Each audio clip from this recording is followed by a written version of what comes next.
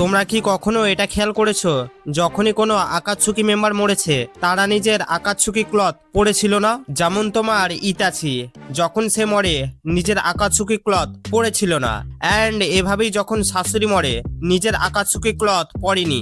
হিডানের ব্যাপারটা আলাদা, কারণ সে অমর, বাট তাও যখন তাকে কবর দেয় তখন তার জাস্ট মাথাটা বেঁচে ছিল। দেই দ্বারা নিজের ম্যাসিভ এক্সপ্লোশন তখন করে যখন সে ক্লথ রিমুভ করে দিয়েছিল। কাকুজু যখনই রিমুভ করে তারপর টপকে যায়।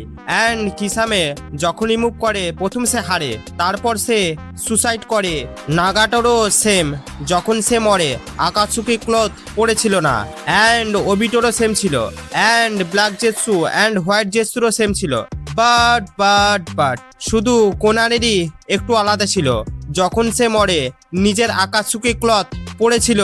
হ্যাঁ জানি এর সাথে স্টোরির কোনো কানেকশন নেই, বাট তাও যদি ভাবি এটা শুনতে কেমন যেন একটা লাগে।